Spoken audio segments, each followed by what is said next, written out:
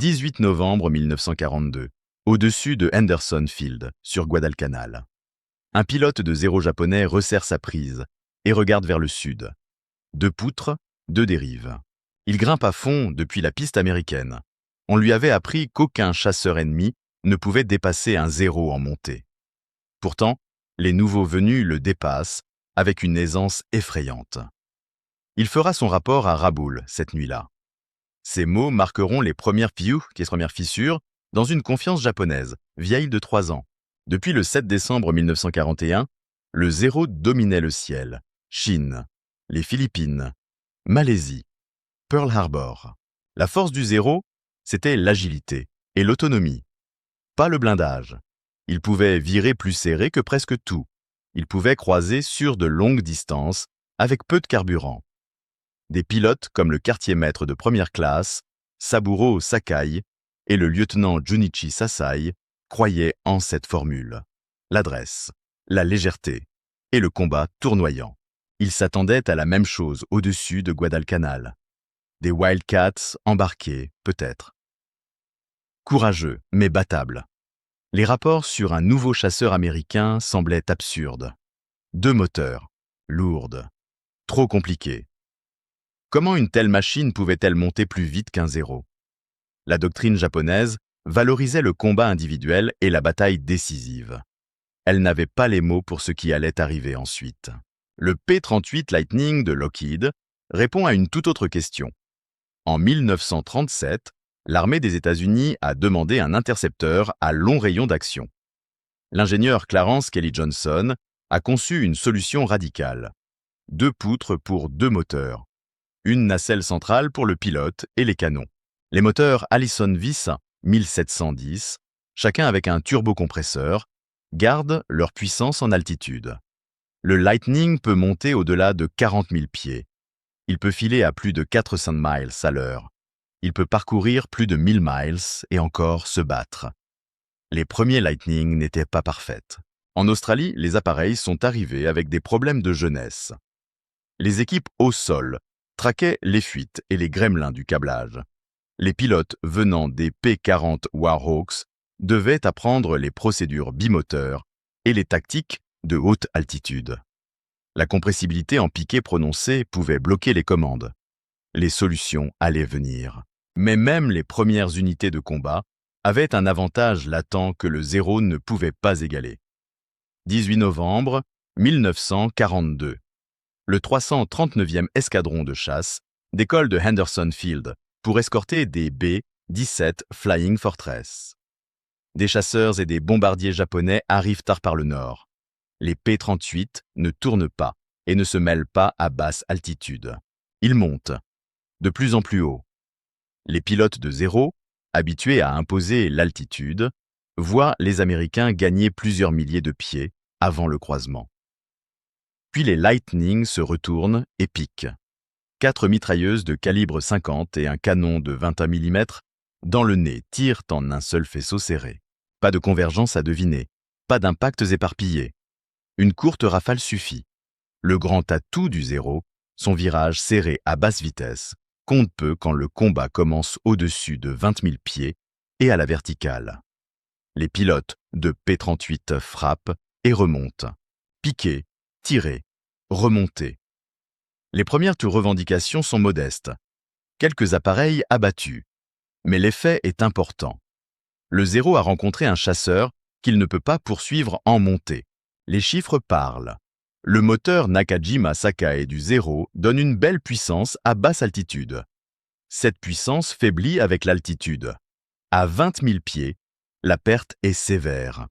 Ses commandes s'alourdissent au-dessus de 250 miles à l'heure. Au-dessus de 300 miles à l'heure, manœuvrer devient une corvée. Les turbos du P-38 font respirer les Allison. Le Lightning peut garder son énergie en altitude et la convertir en vitesse en piqué. Plus tard, les Lightning modèle J ajoutent des ailerons assistés hydrauliquement pour un roulis plus rapide.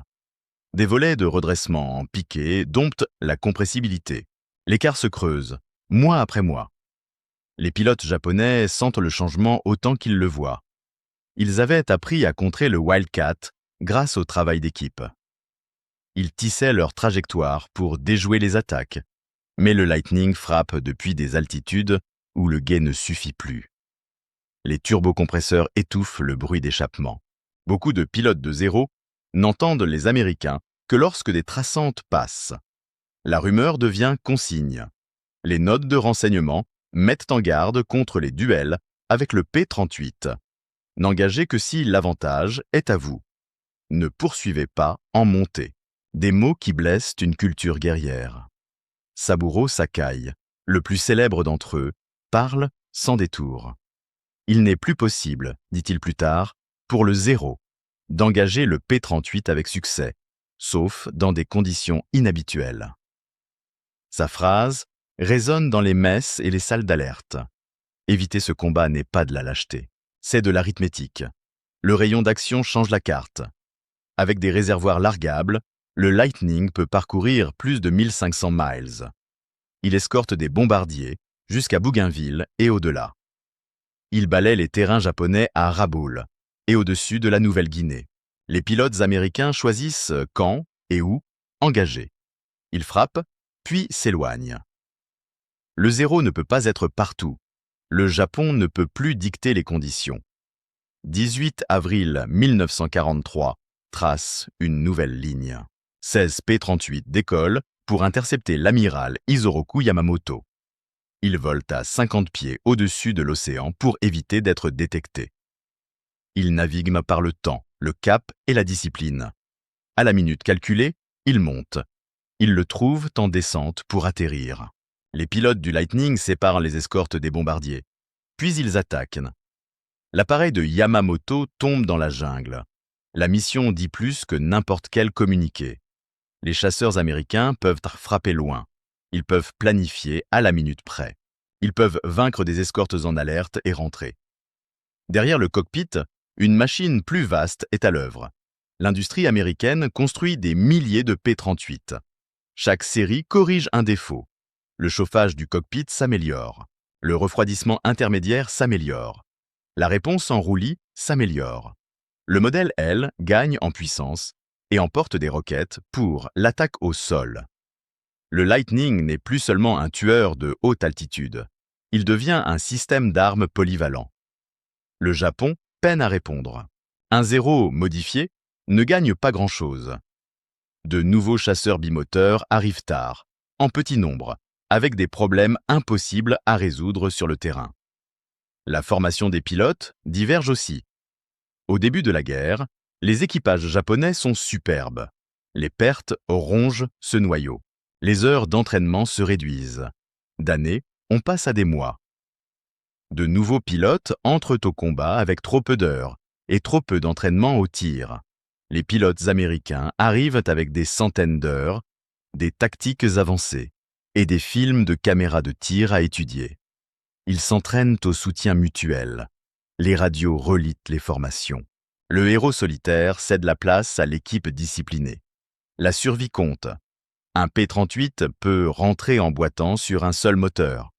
Beaucoup le font.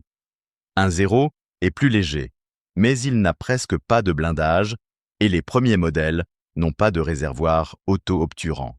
Un seul impact tourne souvent à l'incendie. Au-dessus du Pacifique, à ciel ouvert, cette différence pèse lourd dans les esprits. Les pilotes de Lightning pensent pouvoir rentrer. Les pilotes de zéro savent qu'une erreur peut finir dans la mer. Les archives des deux camps confirment la tendance. Des notes japonaises capturées, fin 1943, avertissent que le P-38 est le chasseur américain le plus dangereux du théâtre d'opération. Éviter le combat sans avantage, disent-elles. Pendant ce temps, les revendications américaines, de la Nouvelle-Guinée aux Salomon, montrent des succès croissants à mesure que les tactiques se durcissent. Le major Richard Bong totalise 40 victoires sur P-38. Le major Thomas Maguire en totalise 38. À la fin de la guerre, le bilan du Lightning dans le Pacifique dépasse 1800 appareils ennemis détruits. La nuit n'apporte aucun refuge. En fin de guerre, une version de chasse de nuit du Lightning emporte un radar. Elle chasse après la tombée de la nuit. Les Japonais n'ont pas de réponse. Même le calendrier se retourne contre eux. La bataille de la mer des Philippines, surnommée Marianas Turkey Shoot, n'implique pas directement le P-38. Pourtant, l'absence de pilotes japonais chevronnés là-bas est l'héritage d'une attrition plus ancienne. Des années de pertes face au Lightning et à d'autres appareils américains laissent des places vides. Technologie, entraînement, tactique, vitesse, altitude, armement concentré dans le nez. L'approche américaine voit le combat aérien comme un système à optimiser. L'approche japonaise exalte le duel individuel. Le commandant Masatake Okumiya admettra la vérité plus tard. L'esprit de combat ne suffit pas. Le courage ne peut pas vaincre l'oxygène, la puissance des moteurs et la planification. Au début de 1945, les pilotes japonais ne poursuivent plus la supériorité aérienne. Ils visent la survie. Ils tentent l'éperonnage. Ils hâtent la mise en service de nouveaux appareils. Rien ne rend l'initiative qu'ils ont perdue. Le ciel au-dessus de leur propre base est hostile. Les poutres jumelles apparaissent. La montée commence. Le schéma se répète. Retour à ce premier jour au-dessus de Henderson Field. Un pilote de zéro regarde les Américains monter et s'éloigner. Il vient de voir l'avenir de la guerre aérienne. Ce n'est pas un virage à plat. Cela monte à la verticale. Ça commence haut. Et ça finit encore plus haut. Le Lightning est arrivé. Et avec lui, la fin d'une époque.